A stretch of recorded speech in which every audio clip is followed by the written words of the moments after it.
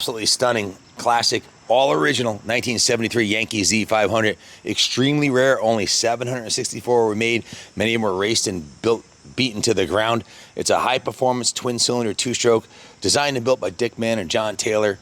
It's derived from two OSA 250 cylinders. This is a brilliantly preserved survivor, and kind of a unique story that I heard about this bike, that the original owner of this bike didn't tell his girlfriend that he was married, and when she found out, she bought the Sawzall out, come on over here, and sawed a hole right through his exhaust pipe right there, and said, well, there you go. You know what's getting cut off next. So Ronnie told me that's the original story on the bike.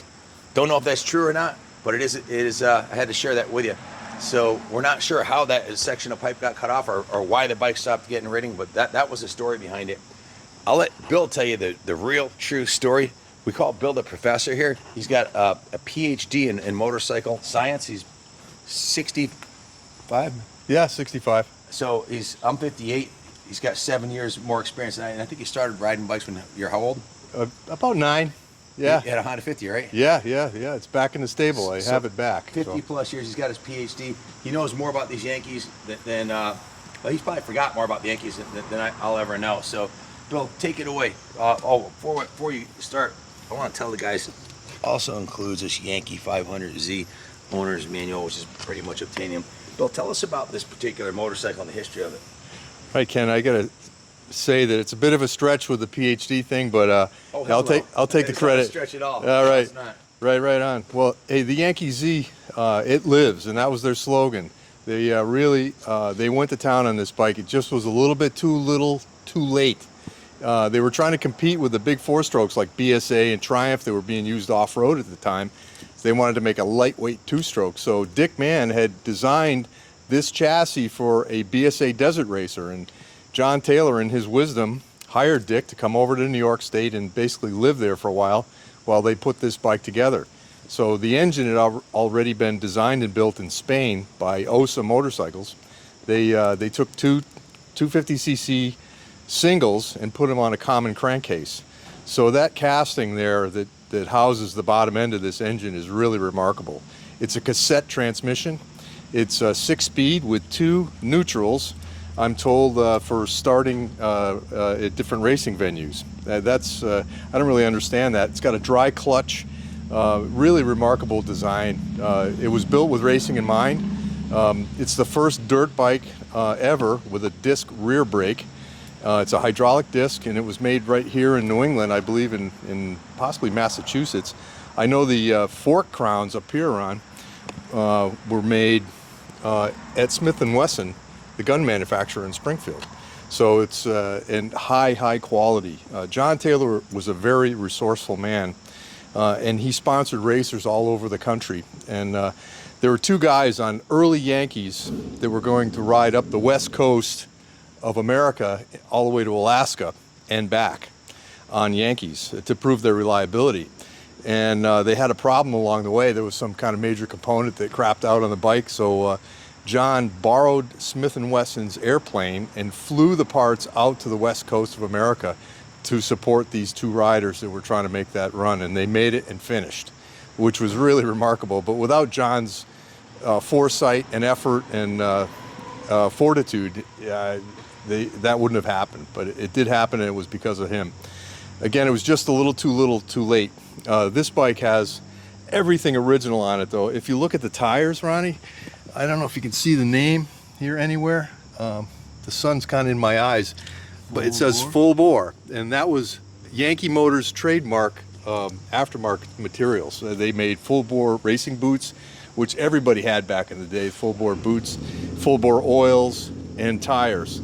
So this bike came with a full bore chain on it and tires. The chain is long gone, but the tires still are in existence, and they were very fragile tires. So this tells us it doesn't have much time. This bike does not have much time on it at all.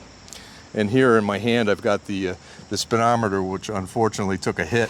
But this is the speedo that belongs in the speedo holder up top here. And I suppose someone that's craftier than I could fix it up. But again, this bike is made of all the fenders side covers and fuel tank are all fiberglass, very thin, light fiberglass, and they've survived the test of time. Really fantastic that they've made it all this way. And all the original components are there. The exhaust on these are very hard to come by.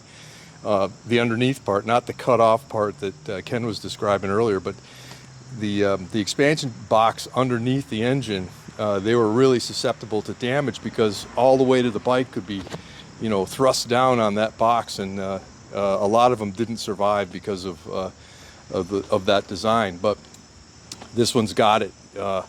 Another thing about this bike, you could flat track it with a right-hand shift because the shift shaft goes right through the transmission. This is the stub end of the shift shaft for right-hand shift conversion, which is kind of cool.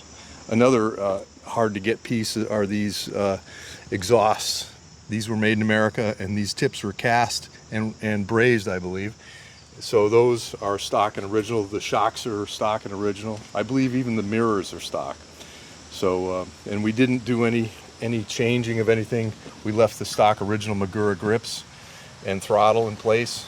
Yep, it's a time capsule.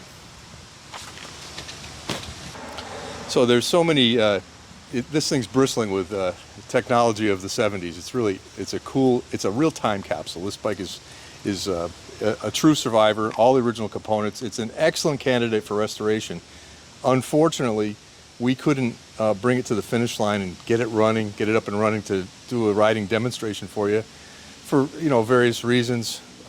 One is the exhaust issue, and two, I heard that spark was marginal on it, and I don't know what that means because I didn't test it myself. But those things can be resolved, and there are Yankee aficionados around the country who buy and sell and trade in Yankee bikes and parts.